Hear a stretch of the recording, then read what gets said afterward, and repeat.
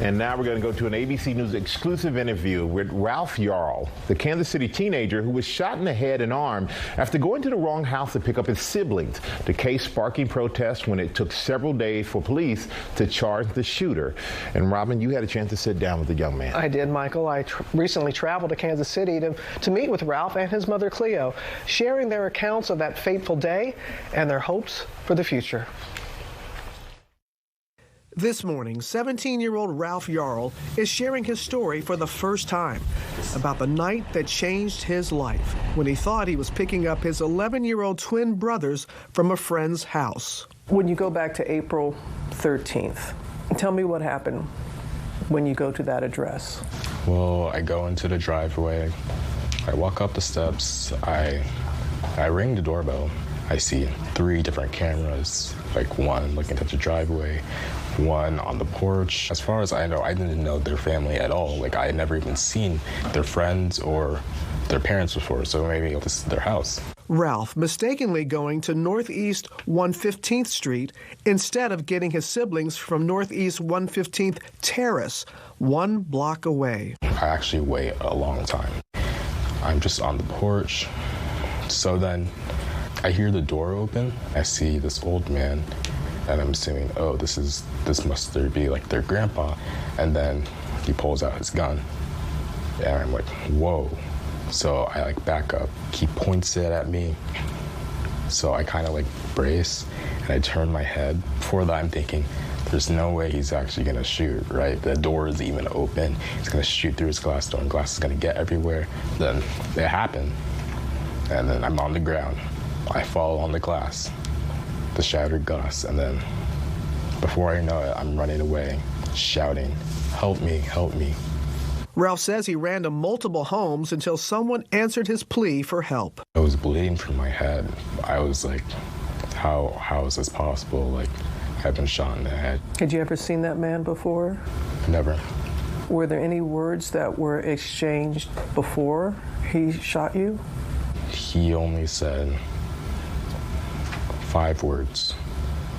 Don't come here ever again. His mom, Cleo, concerned when her son never returned back home. I was worried already that maybe he had gotten a flat tire or something. And then we got a call from a strange number, and it was the police stating that they had him. What were the doctors initially telling you, Cleo? Oh, they didn't have to tell me anything. I'm a healthcare worker. He was partially alert when we got there, but it wasn't a pleasant sight. It was traumatizing. Shot twice, once in the head and arm, by 84-year-old Andrew Lester. In the aftermath, protests sweeping the streets of Kansas City after it took 4 days for police to file first-degree assault charges. The shooter remains out on bond, telling investigators he thought Ralph was a burglar and that he was scared to death when the teen came to his door. Lester, who has entered a not guilty plea, shooting twice within seconds of opening the home's main door, saying he was protecting himself. Lester's attorney telling GMA in part that the court prohibits him from discussing the case, but that he's looking forward to the upcoming preliminary hearing. The Yarl family lawyer, Lee Merritt, calling for an investigation into the case as a hate crime. What are your concerns of the legal process going forward? Unfortunately, race is a major factor in who gets justice and who doesn't.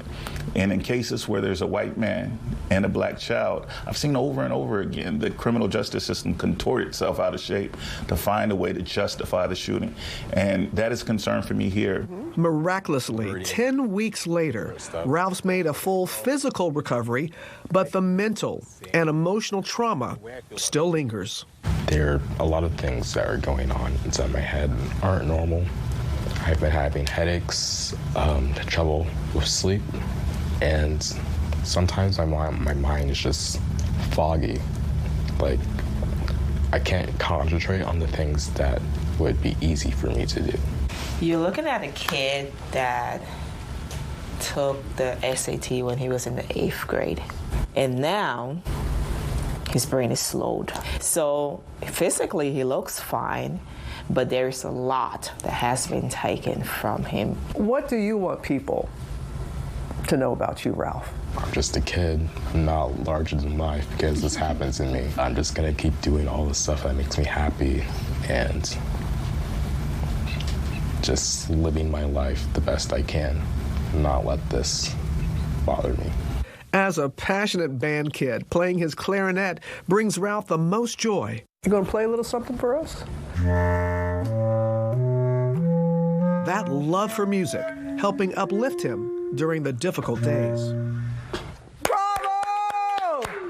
Bravo! Oh my! Wow. What was the name of that piece? Deepwood. Son, you can play.